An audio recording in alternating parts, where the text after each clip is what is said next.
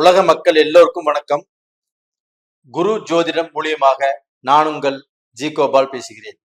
இன்னைக்கு நம்ம பேசக்கூடிய பலன் ஜூலை மாத பலன்களை பத்தி நம்ம பேச போறோம். இந்த ஜூலை மாத பலன்கள் ஆகப்பட்டது கும்ப ராசிக்காரங்களுக்கு எப்படி இருக்க போகிறது, இதை பத்தி தான் இந்த வீடியோல பார்க்க போறீங்க. ஜூலை மாதத்தில் கிரக அடைவுகள் அப்படின்னா கும்பத்திலேயே சனி பகவான் வக்ரம், மீனத்துல ராகு பகவான், மேசத்தில் இருக்கக்கூடிய செவ்வாய் பகவான் ஜூலை 13 பெயர்ச்சியாகி ரிஷபத்துக்கு வர்றாங்க. அங்க ரிஷபத்திலேயே ஆல்ரெடி குருவும் இருக்கிறாங்க. அந்த குருவும் செவ்வாயும் சேர்ந்து குரு மங்கள யோகத்தை உருவாக்க போறாங்க. இது போக மிதுனத்தில் இருக்கக்கூடிய சுக்கிர பகவான் ஜூலை மாதம் 7 பெயர்ச்சியாகி கடகத்துக்கு வர்றாங்க. அதே மாதிரி மிதுனத்தில் இருக்கக்கூடிய சூரிய பகவான் ஜூலை மாதம் 16 பயிற்சியாகி கடகத்துக்கு வர்றாங்க. கன்னியில கேது பகவான் இருக்கிறாங்க.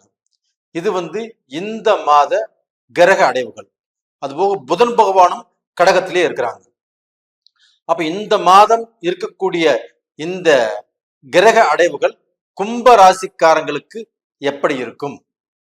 கும்பராசி இதற்கு முன்னாண்ட ஒவ்வொரு மாதமும் இந்த கிரக அடைவுகளை ஆராய்ச்சி செய்து அது உங்களுக்கு எப்படி அப்ளை ஆகும் அப்படிங்கிறது நம்ம பதிவு போட்டுட்டு இருக்கிறோம். இந்த பதிவை கடைசி வரைக்கும் பாருங்க. பார்த்துட்டு சப்ஸ்கிரைப் பண்ணுங்க, லைக் பண்ணுங்க, உங்களுடைய சொந்த பந்தங்களுக்கும் ஷேர் பண்ணுங்க. இது போக நிறைய பேர் என்னுடைய பதிவை பார்க்குறீங்க, பார்த்துட்டு லைக் பண்றீங்க, சப்ஸ்கிரைப் பண்றீங்க. உங்க எல்லாத்துக்குமே என்னுடைய மனமார்ந்த நன்றிகள். அது போக ஒரு சிலர் ஆப்பட்டது வீடியோ பார்த்துட்டு சப்ஸ்கிரைப் பண்ணாமல் போயிடுறாங்க, மறந்தும் போயிடுறாங்க. அவங்களும் மறக்காமல் சப்ஸ்கிரைப் பண்ணுங்க. அப்போ இப்ப கும்பராசி, இப்ப இந்த கும்பராசிக்கு நான் போன மாதம் பலன் சொல்லியிருந்தோம்.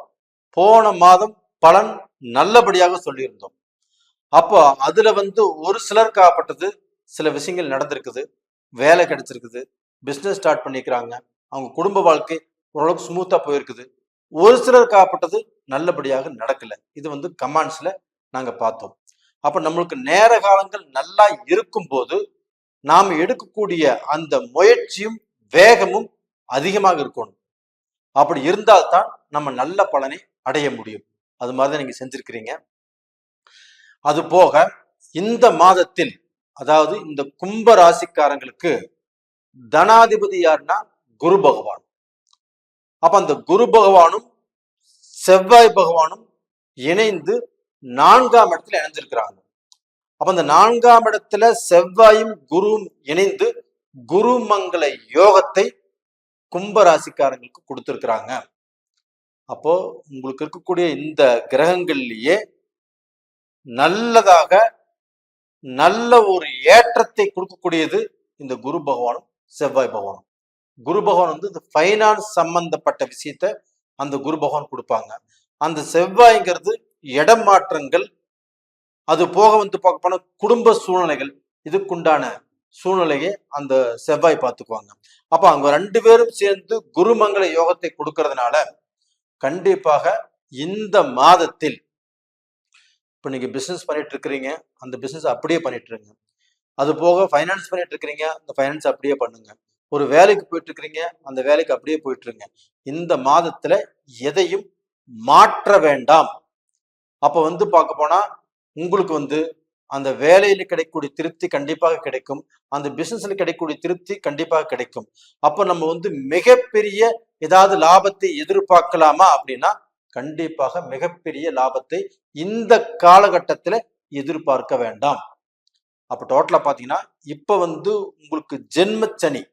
அப்ப இந்த ஜென்ம சனியுடைய பீரியட்ல தான் நீங்க இருக்கிறீங்க. அந்த ஜென்ம சனியுடைய பீரியட்லயே நீங்க இருந்துட்டாலுமே உங்களுக்கு அந்த செவ்வாயும் குருவும் நல்லா இருக்கிறதுனால உங்களுக்கு பார்க்கணும் அந்த நேர் கோட்டில் கொண்டு போயிட்டு இருக்குது.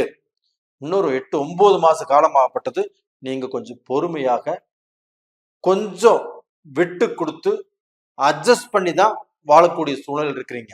அப்ப இந்த காலகட்டத்துல நீங்க ஒரு பிசினஸ் பண்றீங்க, கண்டிப்பாக ஒரு வியாபாரம் செய்யறீங்க, ஒரு ஒரு கான்ட்ராக்ட் செய்யறீங்க, இந்த மாதிரி விஷயத்துல வந்து பெருசா எதையும் எதிர்பார்க்காமல் அப்படியே மீடியமாக நிதானமாக போயிட்டு இருங்க. அது போக வேலை விஷயத்துல ஒரு ஜாப்ல இருந்தாலும் சரி, ஒரு ஹையர் போஸ்டிங்ல இருந்தாலும் சரி, ஒரு சின்ன வேலையில இருந்தாலும் சரி, அதுல வந்து பெருசா எதையுமே எதிர்பார்க்காமல் அப்படியே போயிட்டு இருங்க. ஏன்னா இப்ப வந்து நீங்க ஜாப்ல கூட நீங்க செய்யாத தப்பு செஞ்சேங்கிற சூழ்நிலை வரும். அது போக நீங்க வந்து ஏதாவது ஒரு கையூட்டு வாங்கிட்டீங்க, ஒரு லஞ்சம் வாங்கிட்டீங்க அப்படிங்கிற பேர் கூட உங்களுக்கு வரலாம். அப்போ அதை இந்த மாதத்துல இந்த செவ்வாயும் குருவும் தவிர்த்து விடும். அப்போ வந்து நீங்க அது மாதிரி சூழ்நிலை வந்தாலுமே நீங்க அதுல இருந்து தப்பிச்சுக்குவீங்க. லஞ்சம் வாங்க மாட்டீங்க.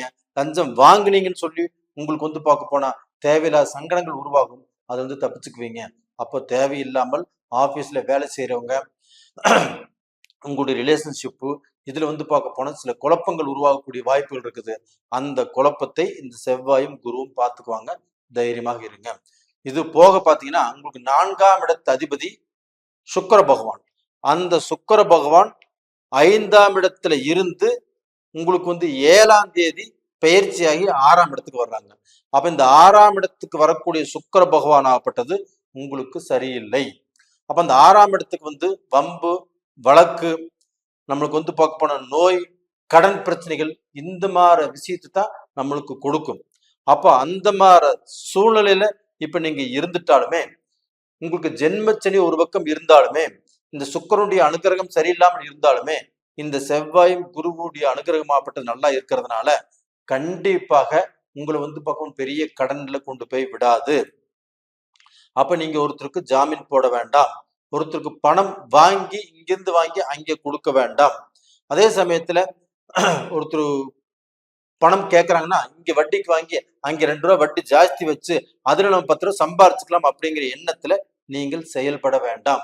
அப்ப டோட்டலா பாத்தீங்கன்னா நான் ஃபர்ஸ்ட் சொன்ன மாதிரிதான் எந்த விஷயத்திலுமே நீங்கள் மூக்கை நுழைக்காமல் ஒரு சாந்தமாக இருப்பது நல்லது. அது போக பாத்தீங்கன்னா உங்களுக்கு வந்து 5ஆம் இடத்து அதிபதியும் 6ஆம் இடத்துல தான் இப்ப இருக்கிறாங்க. அது போக உங்களுக்கு சூரிய பகவானும் 5ஆம் இடத்துல இருந்து உங்களுக்கு வந்து 6ஆம் இடத்துக்கு பயிற்சி ஆறாங்க. அப்ப 6ஆம் இடத்துல சுக்கிர பகவான், சூரிய பகவான், புதன் பகவான் இந்த 3 கிரகங்களும் இருக்கிறதுனால அந்த 3 கிரகங்களுடைய வெளிப்பாடு உங்களுக்கு சரியில்லை. அதனால நீங்க வந்து ஒருத்தர்கிட்ட 4 பேச்சு பேசக்கூடிய இடத்துல 2 பேச்சு பேசுங்க. யாரையும் இந்த டயத்துல முழுசாக நம்ப வேண்டாம். யாரையுமே நம்பி அவங்களுக்கு ஏதாவது உதவி செய்வதற்கு நீங்க போனாலும் கண்டிப்பாக அங்கே மாட்டிக்கொள்வதற்கு வாய்ப்புகள் இருக்குது. அப்ப இந்த மாதிரி சமயத்துல நாம ஜாக்கிரதையாக உங்களுடைய நேர காலத்தை கையாள்வது சிறப்பு.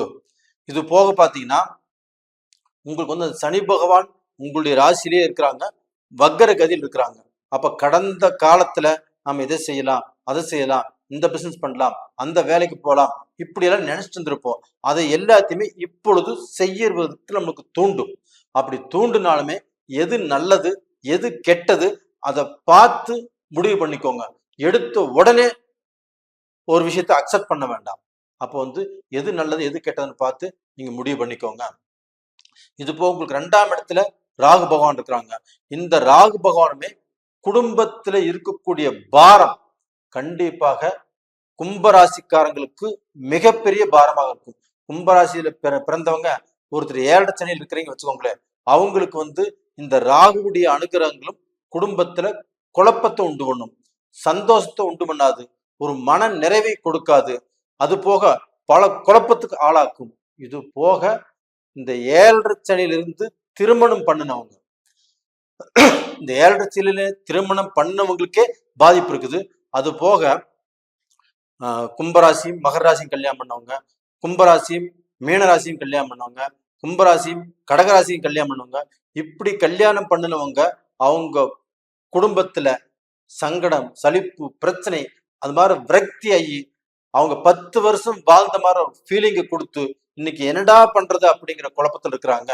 அப்போ இதுக்கு முன்னாண்டையுமே நீ கல்யாணம் பண்ணி ரொம்ப வருஷங்கள் ஆனவங்களும் அவங்களும் சில பிரச்சனைகளையும் சில வேதனைகளையும் சந்திச்சு வாழ்ந்துட்டு இருக்கிறாங்க. அப்ப இந்த பீரியடை பொறுத்த வரைக்கும் நீங்க வந்து ஒரு சாந்தமாக போவது நல்லது. அப்ப உங்களுக்கு வரக்கூடிய பிரச்சனைகளை செவ்வாயும் குருவும் குருமங்கலத்துல யோகத்தோடு இருந்து உங்களுக்கு இருக்கக்கூடிய பிரச்சனைகளை 80% தப்பிக்க வச்சிருவாரு. அப்ப அந்த 20% அப்படிங்கிறது அந்த 7 சனியுடைய தாக்கம் இருக்கும். அதை பார்க்க போனா நீங்க புரிஞ்சு நீங்க விட்டு கொடுத்து கண்டிப்பா நடந்துக்கிட்டா கண்டிப்பா தப்பிச்சுக்குவீங்க. அப்ப இந்த சமயத்துல பாத்தீங்கன்னா உங்களுக்கு இந்த குரு பலன் இல்லை.